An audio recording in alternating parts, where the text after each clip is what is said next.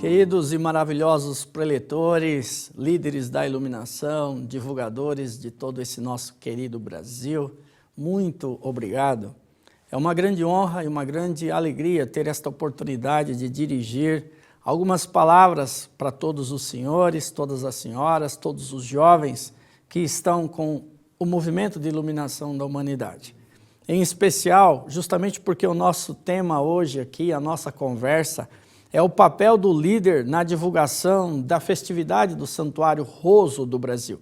Só que poderíamos dizer que este papel do líder não é apenas em relação à festividade, mas a gente vai estar falando aqui alguns aspectos daquilo que é a alegria de ser um líder da Seichonoye, a alegria de se dedicar ao movimento, a alegria de aproveitar a oportunidade quando vem ao nosso encontro, quando vem diante de nós a oportunidade de nós divulgarmos, como é o caso da festividade do Santuário Roso do Brasil.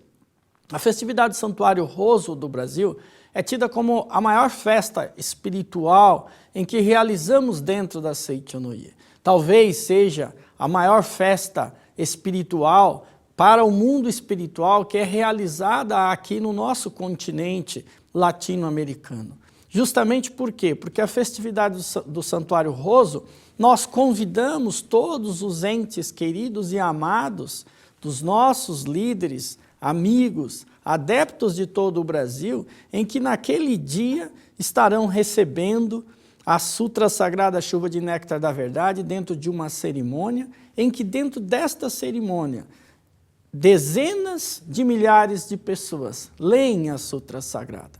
Só que, como a festividade do Santuário Roso, ela não termina exclusivamente naquele dia, e os espíritos ali evocados têm a oportunidade de passar 365 dias no ano recebendo as palavras da verdade e o amor com que os nossos oficiantes oferecem as palavras da verdade, só que essas palavras que são oferecidas na festividade, elas só acontecem justamente por quê? Porque alguém deu esse presente para aquele espírito estar ali sendo evocado e recebendo as palavras da verdade.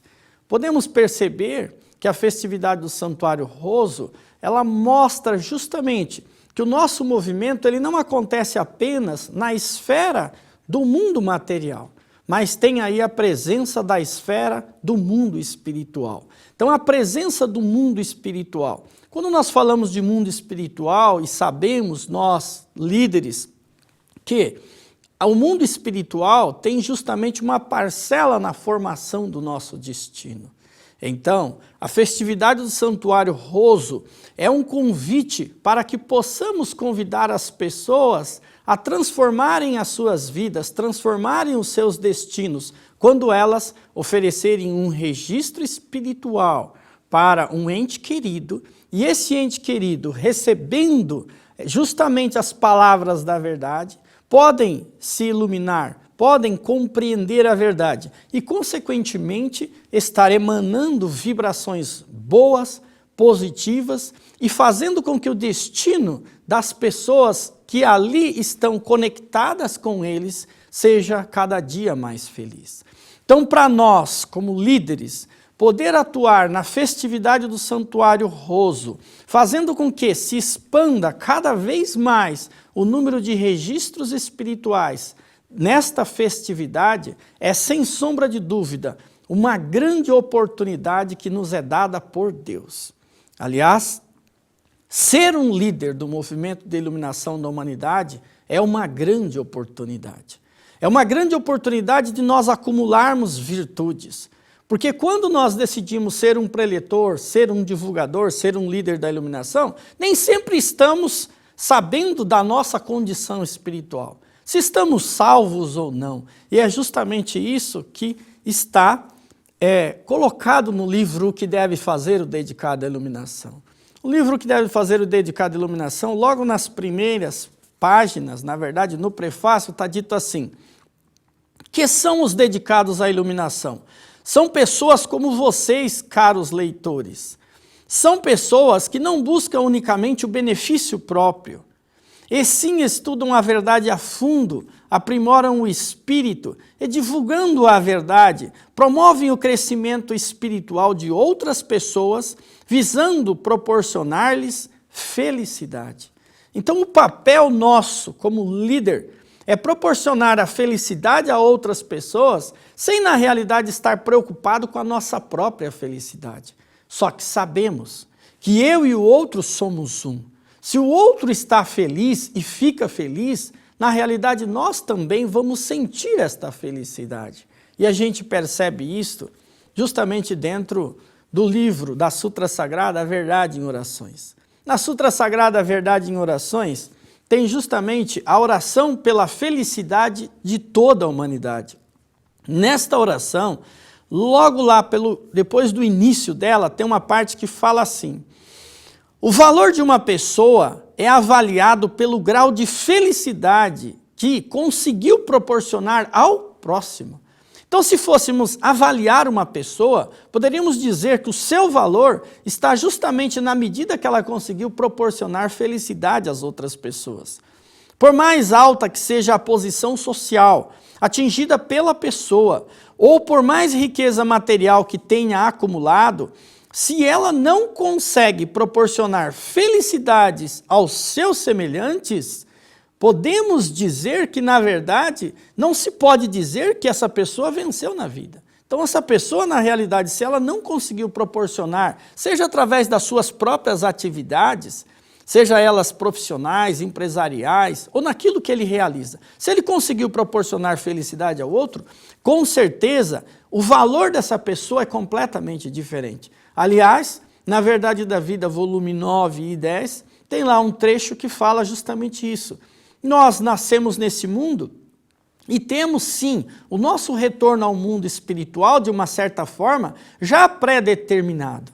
Mas, dependendo daquilo que a pessoa está realizando aqui neste mundo, até essa data pode ser alterada com a própria lei que rege o mundo espiritual. Ou seja, os espíritos brancos, espíritos evoluídos que cuidam desta parte do destino das pessoas, pode até alterar aquilo que seria o retorno dela ao mundo espiritual.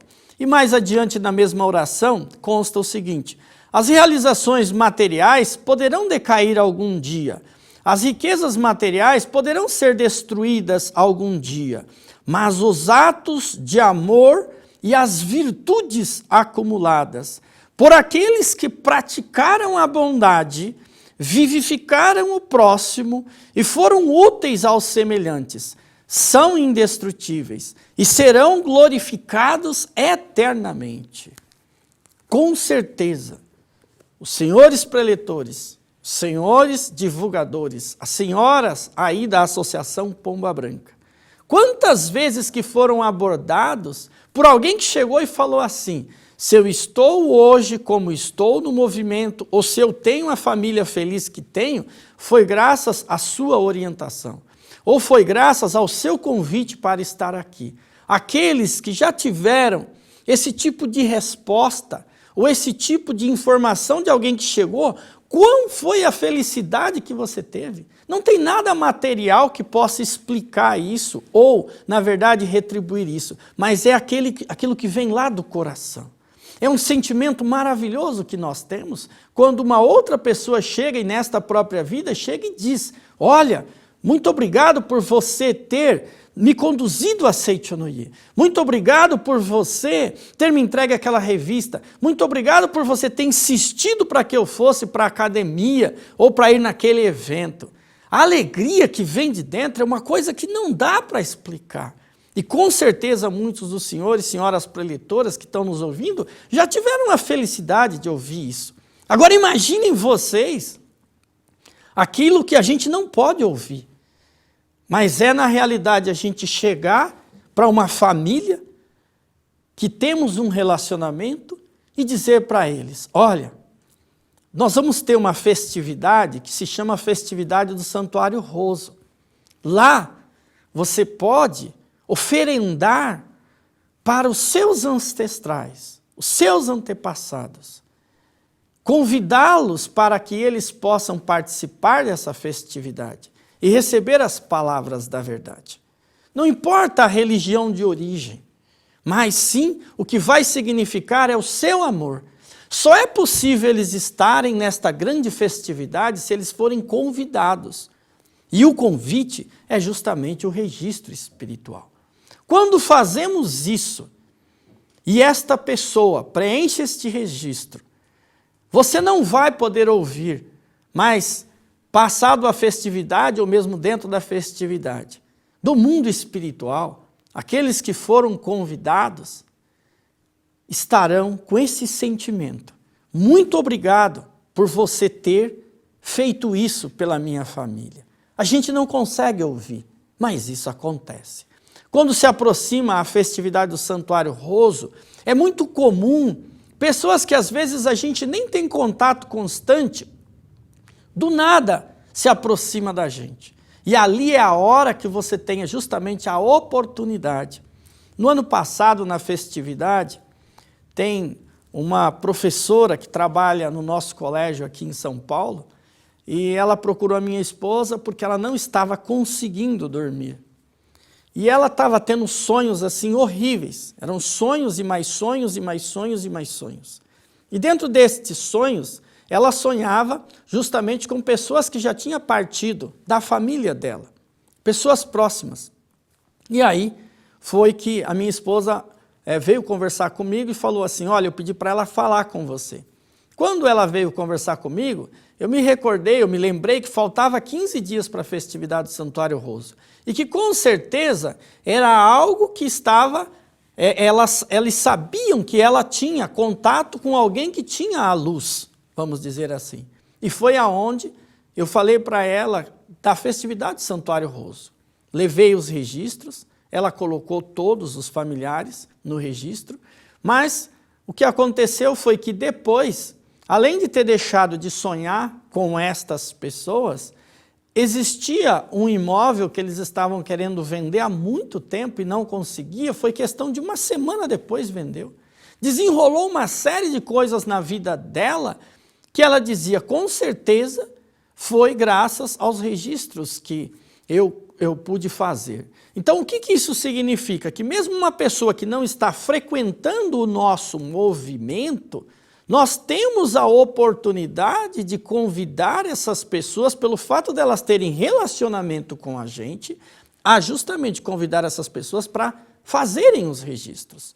Então, a forma de nós ampliarmos a nossa divulgação da festividade do Santuário Roso de modo individual, cada líder individualmente, é pessoa a pessoa. É o trabalho pessoa a pessoa. Não se trata de uma mega divulgação, que é assim que nós vamos conseguir atingir. Quando eu falo mega divulgação, eu falo, é sair com um carro de som na rua, tipo assim, Pamonhas, Pamonhas, Pamonhas. Não é isso. Festividade Santuário Roso, festividade Santuário Roso. O povo não vai nem saber o que é isso. Mas as pessoas que a gente conhece, estas sim, exatamente aqueles elementos chaves em que nós temos que fazer o nosso papel. Cada um fazendo e cumprindo o seu papel. No livro A Chave da Vida Feliz, tem um trecho muito interessante em que o professor Masaharu Taniguchi, A Chave da Vida Feliz, volume 2, justamente na página 37, é o último subcapítulo do primeiro capítulo, vamos dizer assim, seria o correspondente ao dia 31 de julho, para aqueles que têm os livros já um pouco mais assim antigos, que antigamente esse livro ele era dividido em 365 itens. Continua sendo, porém não tem mais o dia do ano. E diz assim, devemos transmitir a verdade às pessoas que estão perto de nós. A orientação do professor Masaharu Taniguchi é justamente essa. E ele conta aqui uma história muito interessante que ele fala assim, quando era criança, ouvi certa vez a seguinte história. Certo dia, o pequeno Uchiwa-Kamaru e o gigante Benkei resolveram competir para ver qual deles seria capaz de amassar mais rapidamente uma panela cheia de arroz cozido e transformá-lo em goma. Então a ideia era pegar o arroz cozido, no caso aqui o arroz japonês, e amassando ele para transformá-lo em goma. E existem diversos quitutes, vamos dizer assim, que são feitos justamente com esse arroz em goma. O gigante Benkei disse que isso não era nada para ele. E o gigante, o que ele fez? Que ele seria capaz de amassar aquele arroz de uma só vez. E aí o que ele fez? Despejando todo o arroz da panela numa tábua, como se fosse uma tábua assim de competição, ele começou a amassá-lo com sua enorme espada. Então o gigante Benkei começou a amassar rapidamente o arroz com a espada. Enquanto isso, o jovem Uchiwa Amaru ia amassando cuidadosamente uns 10 grãos de cada vez, pouquinho por pouquinho, 10 grãos de cada vez, com uma pequena espátula. Quando esses grãos ficavam completamente amassados, pegava mais 10 grãos, e assim foi o jovenzinho. A princípio, parecia que o Benkei acabaria por vencer o gigantão, amassando de uma só vez todo o arroz da sua panela. Mas, aproximando-se ao final da competição, ele viu que não estava conseguindo, de forma alguma, dar uma consistência homogênea à goma. Esta ainda se apresentava inúmeras partes de grãos inteiros, porque ele não conseguia. E assim, finalmente, tornou-se vencedor o jovem Uchiwa Amaru, que amassando poucos grãos de cada vez, acabou transformando todo aquele arroz em uma só goma de consistência completamente homogênea. Aí o professor Masaharu Taniguchi diz assim: esta é a história que eu ouvi de minha mãe, na minha infância. Talvez seja apenas uma fábula, diz ele. E é possível também que eu não a tenha reproduzido exatamente como me foi contada. Mas, de qualquer maneira, ela encerra um ensinamento, isto é, que o método de iluminar uma por uma as pessoas que nos cercam assegura uma maior eficácia do que o método que visa iluminar toda a humanidade de uma só vez. Por meio de grandes campanhas publicitárias, há uma certa religião que conta hoje com um número muito grande de adeptos. Podemos afirmar que isso foi conseguido graças aos seus membros que vêm fazendo pregações com grande diligência, procurando converter uma por uma as pessoas com quem tem contato. A iluminação da humanidade inteira depende do cuidadoso esclarecimento de cada uma das pessoas que estão ao nosso redor. Aqui tem um significado muito grande, que é o seguinte: cada associação local posicionada, cada líder posicionado no movimento como um todo do Brasil que tem contato com a festividade, tem o seu papel a realizar. À medida que um deles negligenciarem, essa negligência acaba afetando o todo. Porque eu, aqui de São Paulo, não vou conseguir, por exemplo, oferecer um registro espiritual para uma pessoa que está, por exemplo, na regional RO Cacoal, ou a regional AM Manaus, ou uma regional RN Natal, Rio Grande do Norte, ou no Ceará, ou mesmo lá no Rio Grande do Sul, na regional de Rio Branco, Novo Hamburgo. Ou seja, não é possível, assim como alguém lá da regional de Caxias do Sul não vai conseguir divulgar para alguém lá da regional de Joinville o papel que está para ser feito por um líder ou por uma associação local. Só ela pode fazer.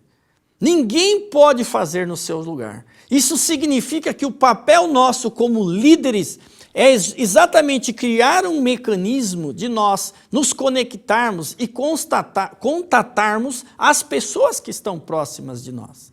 E como preletores, uma vez que temos uma palestra para fazer, se nós negligenciarmos o que temos que falar, não teremos uma segunda chance. A única chance que nos é dada dentro de uma palestra de 40 minutos para falar de um determinado tema e tocar aquelas pessoas a respeito, seja em relação à festividade do Santuário Roso, ou mesmo que seja em relação à gratidão aos pais, ela é única. Jamais nós podemos negligenciar. Então, desse caminho, nesta forma, podemos dizer assim, que o coração que temos que ter é um coração de líder, é um coração grandioso, é um coração que abranja todas as pessoas. O professor Masaharu Taniguchi, sobre esse assunto, ele fala exatamente no livro A Verdade da Vida, volume 38. No volume 38, ele diz que exatamente o seguinte, que o coração de líder, nós devemos adquirir o coração de líder. E que quando nós adquirimos esse coração de líder, na realidade é o coração de Deus. Ele diz assim, coração de líder, quando atinge seu mais alto grau, torna-se coração de Deus, que perdoa tudo, que ilumina e aquece a todos os seres como o sol, somente oferecer luz, calor e vida, sem nada a desejar em troca. Este é o coração de Deus. Coração de sol é o coração de líder. Pessoa com esse coração consegue liderar grande número de pessoas e progride a passos largos.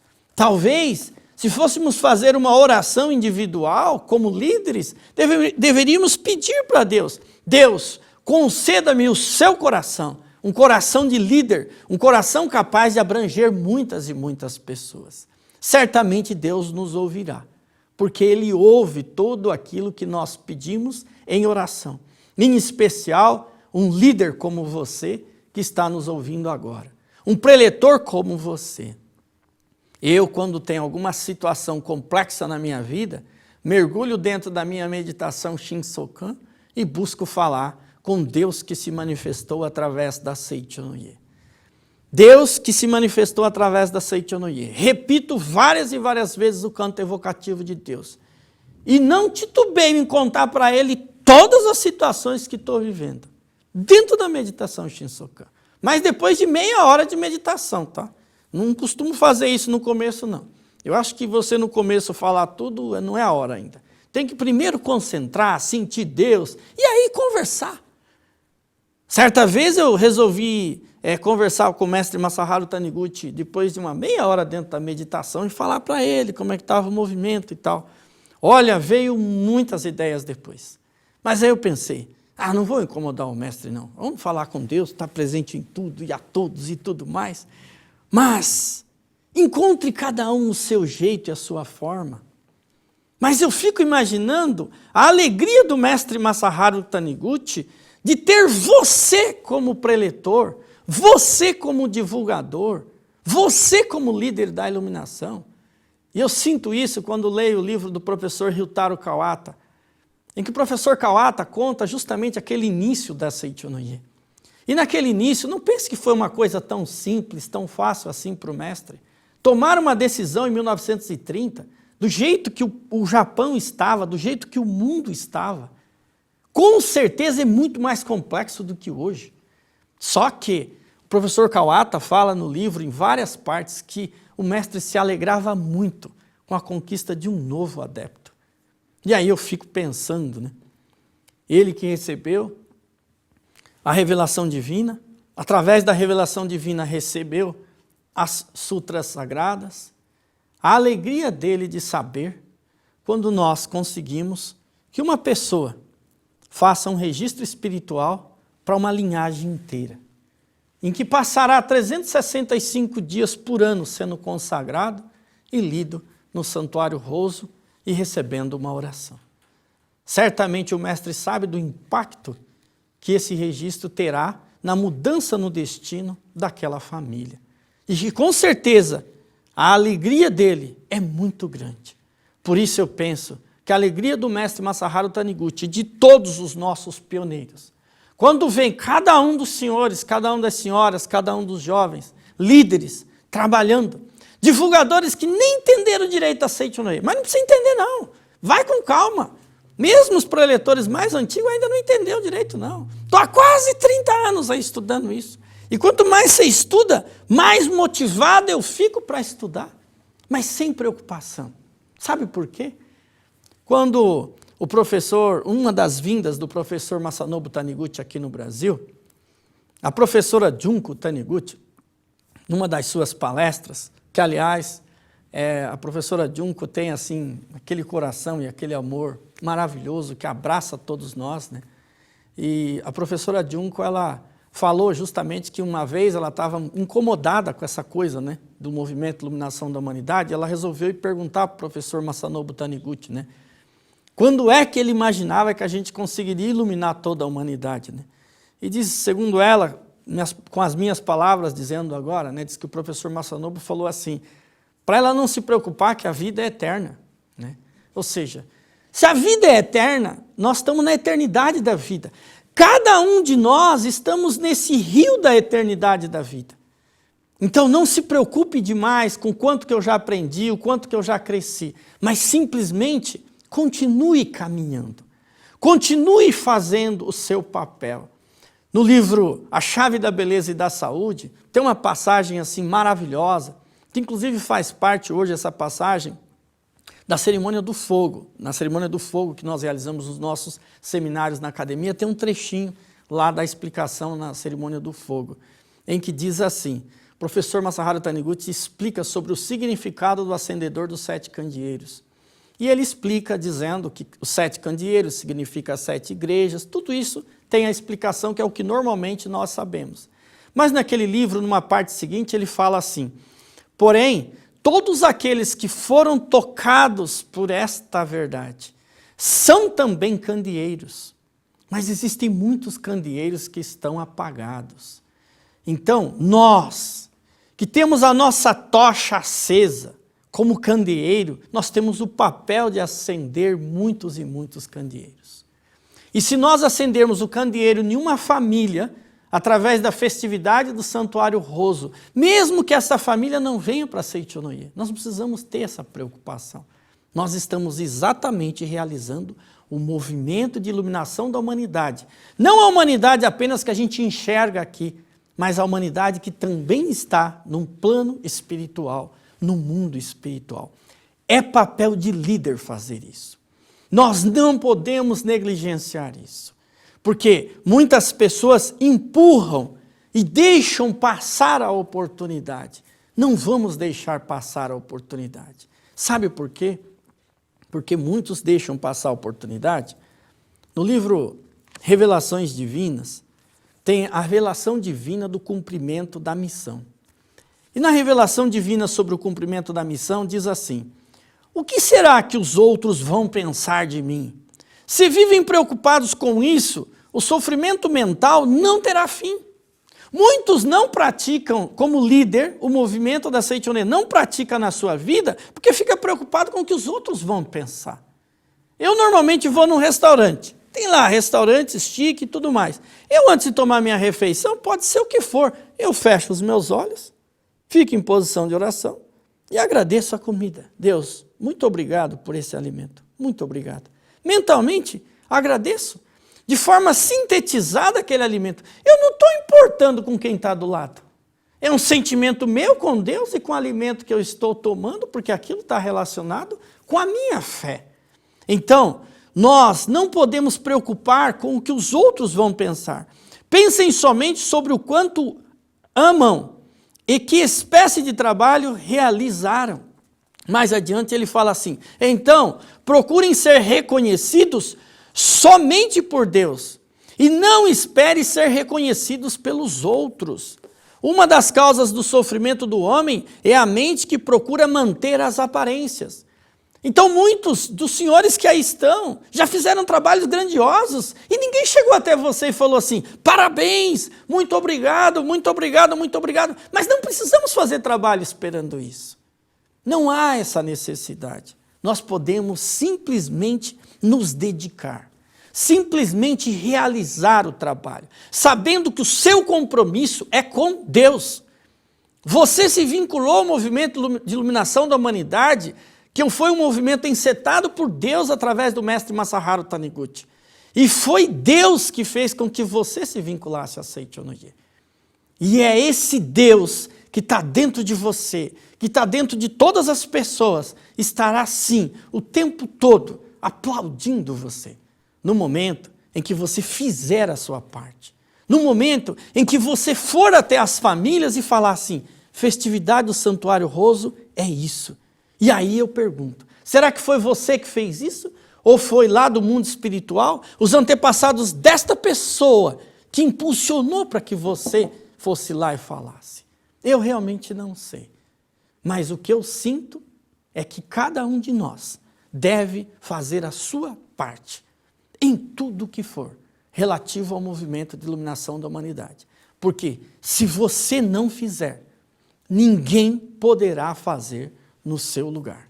Eu desejo muitas felicidades, muito sucesso, muita prosperidade na vida de cada um dos senhores, das senhoras, dos jovens, dos nossos maravilhosos líderes e divulgadores desse nosso querido Brasil. Muito obrigado.